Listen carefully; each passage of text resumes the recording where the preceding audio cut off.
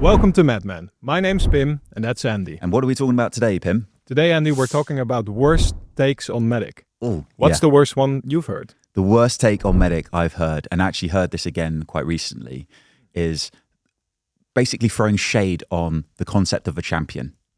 Champion? What do you mean? As in people saying, one example was a self-professed sales guru. I mean, I'm not just throwing shade myself there. This person literally calls themselves the future of sales. Came out on a webinar that they invited me to go on, where they said that there's no such thing as a champion. No such thing as a champion. There's no such thing like a deal without a champion. Yeah, I know. Yeah. Okay. And the idea here was that this person was saying that the idea of there being somebody in a customer's business that's doing things for you is an old concept, doesn't happen anymore.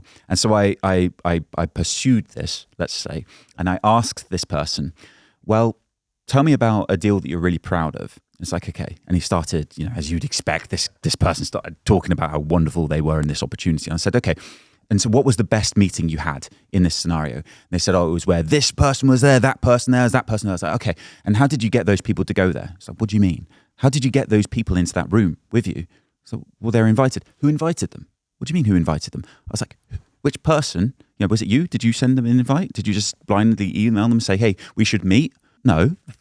Well, who did then? Of course, you know where I'm going with this. The champion did. The funniest thing about this encounter, whilst this was happening, because this was on a LinkedIn Live, somebody was in the chat of the live chat saying that they were this person's champion for a deal, that this person had done with them, and without them, no deal.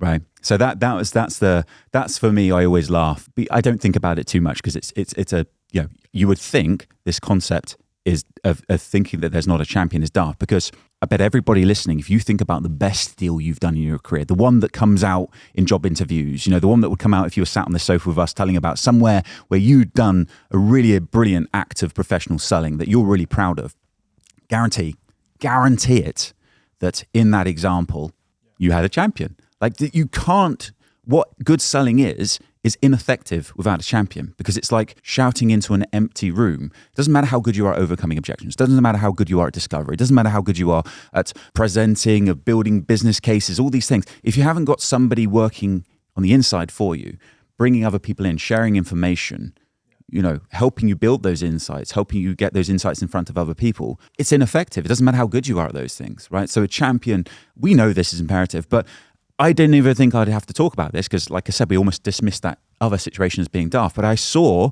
a GM of a company that, historically has got a great name in our industry. I mean, a lot of talent has left the business, which may be part of the problem, right? But this person came out and said that they think that champions should be left to sport. We should have, I think they said, executive sponsors. And I thought, what do you mean, the economic buyer? I didn't know what MEDDIC is. I don't know, because that's the point. That is the point, Pim. From what this person said about how they described what a stakeholder should be, I wasn't sure if they are talking about a champion or an economic buyer, because they were using new language that they had invented, their new term. And that's part of the point. That's one of the values of MEDDIC, is that it helps people to be cohesive, concise. I know what you're talking about when you this talk is about just creating new inefficiencies. For some strange reason, and they think that there's no such thing as a champion. And I just thought to myself, how does somebody get into a great company like that at level of GM of running a really strong region? We know some of the people that used to work in that region, like some of if not the best of the best in our industry, coming out and saying something like that. But that's just talking about deals, right? How does that person walk across their office and talk to their marketing team and say, look, we need some pipeline. Can we get some more executive sponsors into meetings? Can we get some, can we build some content? Can we build some engagement? I don't know. How does that person talk to their salespeople? I mean, I think we've even so heard. Backwards. Yeah. I think you even mentioned you'd heard from someone that worked at this organization. Yeah, that's right. And it's almost it's become a bit of a meme internally, right? Yeah, but you said something like a minute ago about a lot of talent being attached to MEDDIC as well, right? You see MEDDIC companies, great reputation. There's a clear correlation with their performance, next 12 months, retention rates, whatever you have, right? And then if you see this now happening, it's not a surprise. The point is, the best of the best, there's a correlation to MEDDIC. And I don't think that that's what you would see in this organization today anymore. Yes, indeed.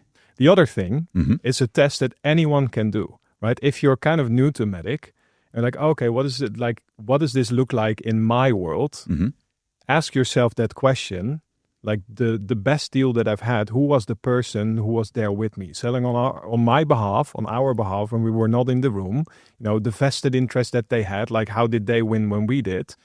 All of these things, like you will see someone come up, right? You will have a name there, and then suddenly it becomes very real rather than something that you've now learned from theory. Yes, indeed. I'll drink to that. Yeah. Cheers. Here's the champions. Cheers to champions again. Cheers.